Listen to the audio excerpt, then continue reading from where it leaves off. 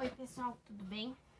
Bom, hoje eu vim aqui para falar um pouquinho sobre os trabalhos que eu solicitei aos segundos anos, que era confeccionar um diário de bordo, tá? A partir do filme assistido 1492, A Conquista do Paraíso. Tá? É um filme que trata sobre o descobrimento da América, né? A chegada de Cristóvão Colombo à América, todas as circunstâncias em que eles passaram para que conseguissem chegar ao continente, tá? Então, essa atividade, por mais que tenha sido solicitada no segundo ano do ensino médio, é uma atividade muito grandiosa, em que eu escolhi alguns para mostrar aqui para vocês, para que a gente valorize o trabalho do nosso aluno que está na sua casa, né? E que está tentando da melhor forma fazer e cumprir com as atividades escolares. Esse diário de bordo, eles deveriam imaginar que eles estavam nessa viagem, né, com o Cristóvão Colombo, e retratar alguns dias dessa viagem, dia após dia, tá? Inclusive, ilustrar, né, enfeitar, trazer mais realmente uma parte lúdica e o imaginário, ok? Então, eu escolhi um deles para que eu lesse para vocês e vocês vão acompanhar comigo esse diário de bordo que eu vou ler, só que pelo computador, tá? Porque esse foi entregue online, né? Eu não pedi para a aluna imprimir, ela não fez à mão, então não pedi para ela imprimir, mas também ficou maravilhoso como estes que eu mostrei para vocês. E é cada história deslumbrante, onde a gente percebe que o aluno assistiu o filme solicitado, né? Leu o conteúdo, né? Sobre a questão da colonização da América Espanhola, né? Chegada dos espanhóis na América, e complementando com todas as atividades, realizou, então, confeccionou o seu diário de bordo, tá? Vamos lá descobrir, então, o que está por trás do diário que eu escolhi para ler para vocês. Vamos lá, então, pessoal, acompanhar comigo a leitura de um dos diários de bordo que mais me chamaram a atenção, tá? Diário de bordo de 1492, autorizado, então, pela aluna, né, Camila Minella. Nós vamos ler. Vocês vão reparar que aqui tem um errinho de data, mas não tem, né, claro que é um problema na questão histórica, mas na capa a data está certa e nas demais a seguir também estão. 12 de maio de 1942, então, corrigindo, é 1492, né, século XV. Neste dia, Cristóvão Colombo saiu da cidade de Granada e veio à vila de Palos, que é porto marítimo, e então equipou 3 navios, sendo 2 caravelas, a caravela Pinta, né, tem Martim Afonso Pizon como capitão, e a Ninha é comandada por Vicente Pizon, irmão de Martim. É uma nau a Santa Maria, ou então La Galega, que pertence ao mestre Juan de la Cosa, que acompanhará a viagem e irá conduzir Colombo. No dia 3 de agosto do mesmo ano, 1492, partimos com a viagem rumo às Índias, a caminho das Ilhas Canárias. Por volta de meia hora antes de raiar o sol, foi quando saímos do porto. Navegamos em direção ao sul até o pôr do sol. Em 6 de agosto, após a partida, navegamos a sudoeste e seguimos avançando a rota. No dia de hoje, tivemos um problema com o leme da caravela Pinta. Martim, que a comandava, desconfiava que isto tivesse sido obra dos donos da caravela, pois eles sentiam em vê-la seguir viagem. Já no dia 8 de agosto, né, relata, no dia de ontem, a leme da caravela Pinta novamente se quebrou. Consertamos e seguimos viagem. Prosseguimos rumo à ilha de Lanzarote, a qual pertence a Canárias. Chegado o dia de hoje, os pilotos das caravelas não conseguiam entrar em consenso sobre o local onde nos encontrávamos. Cristóvão Colombo queria chegar à Grande Canária, para então deixar a caravela de Martim devido aos problemas que ela teve, com a intenção de trocá-la por outra. 10 de setembro. O almirante Colombo começou a contar as milhas que percorriam e anotá-las. Para não assustar a ninguém, ele anotava um número menor do que realmente era, pois a tripulação temia uma longa viagem, visto que essa jornada poderia conduzi-los ao abismo. Em 13 de setembro, seguimos navegando na rota estipulada ao oeste, percorrendo muitas milhas, das quais eram registradas menos do que deveriam. O estranho era que, mesmo indo em direção a oeste, as bússolas apontavam para o noroeste. 16 de setembro de 1492, continuamos navegando rumo ao oeste. Já começamos a perceber indícios de que estamos chegando à terra firme. Como exemplo, posso citar as algas que percebemos na água, que se desprenderam da terra e, segundo Colombo, daqui para cá o clima já seria melhor, parecendo abril em Andaluzia. 3 dias depois, dia 19 de setembro, a essa altura o mar já está bem calmo. Seguimos na rota. Neste dia, 2 alcatrazes sobrevoaram a nau. Esses pássaros não costumam se afastar muito da terra, mas um indicador de que estávamos próximos a alguma terra, o almirante comprovou. Que ao norte e ao sul haviam algumas ilhas, e mais tarde passamos ao meio delas. Como nosso destino era as Índias, Cristóvão Colombo achou melhor seguirmos viagem e explorá-las na volta, explorar essas ilhas na volta. Com isso, conseguimos descobrir as posições dos navegantes em relação às Ilhas Canárias. Em 21 de setembro de 1492, seguimos navegando. O mar está ainda mais calmo, parece um rio. Muitas algas no mar e muitos passarinhos sobrevoando os navios e cantando. Mais tarde, avistaram uma baleia, o que sinaliza proximidade de terra, já que elas só andam perto da costa.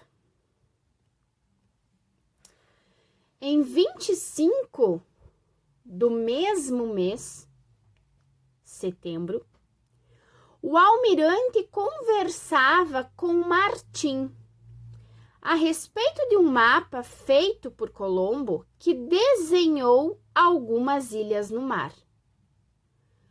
Martim Afonso dizia que estavam naquela região. O almirante concordou e disse que podíamos não ter chegado nelas devido às correntes de vento, que sempre os levavam a nordeste. Mais tarde, ao pôr do sol, Martim Afonso chamou o almirante para contar que havia avistado uma terra. Ao ouvir isso, Cristóvão Colombo se ajoelhou e deu graças. Ordenou que se trocasse de rota e passaram a seguir para sudoeste, por mais 17 léguas, das quais apontou apenas 13 aos tripulantes. Para que não lhes parecesse um caminho muito longo. O mar estava muito liso. Alguns marinheiros foram nadar e viram muitos peixes. Ao seguir a rota e desviar para sudoeste, percebemos que o que afirmávamos ser terra, na verdade era o céu. Seguiram por mais 31 léguas. O almirante contou apenas 24 para toda a tripulação. Já era 28 de setembro de 1492, onde relata-se que no dia de ontem surgiram muitos peixes dourados. E matamos um. Também apareceu um pássaro. No dia de hoje, pegaram mais 2 peixes dourados. Navegamos na nossa rota a oeste, percorremos 14 léguas. O almirante anotou somente 11. Vieram até o navio 4 pássaros rabo de palha. Um bom sinal se levar em conta de que não se tratam de animais perdidos, já que estavam em bando, um grande sinal de terra. Em 1º de outubro, seguimos navegando e hoje enfrentamos uma forte chuvarada. O piloto do almirante estava apreensivo com a quantidade de léguas que haviam percorrido. A conta que Colombo mostrava aos navegantes era de 584 léguas. Mas, na verdade, calculava-se em 707. O mar estava muito liso e bom. O almirante agradecia, pois as algas que estavam vindas de leste para oeste, o contrário de como estavam antes, apareceram muitos peixes. Pegaram um e também apareceu uma ave branca, a qual se parecia com uma gaivota. Passaram-se dias. E então chega 11 de outubro de 1492. Depois de algumas mudanças de rotas, incansáveis dias de navegação e muitas milhas percorridas, com certeza um número maior do qual o almirante contava aos tripulantes, os navegantes da caravela Pinta recolheram do mar pedaços de pau, cana-de-açúcar e ervas. Os tripulantes da caravela Ninha também perceberam sinais de que havia terra ao redor. Todos ficaram muito alegres e seguiram viagem. A caravela ia mais à frente por ser a mais veloz. Até que um marinheiro chamado Rodrigo de Triana avistou uma terra. E então avisaram ao almirante. Seguiram então naquela direção, por volta das 2 horas da madrugada daquele dia. Apareceu uma terra. da qual eles estavam a 2 léguas de distância. No dia seguinte, chegaram à ilha dos lacaios. Logo apareceu gente nua, com cabelos grossos e pretos e com o corpo pintado.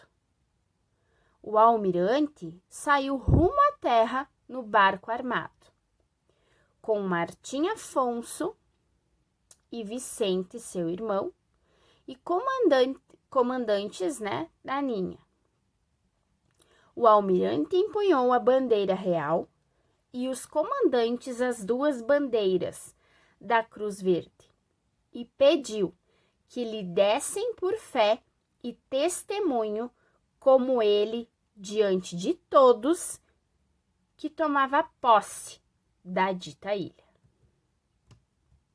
E fim.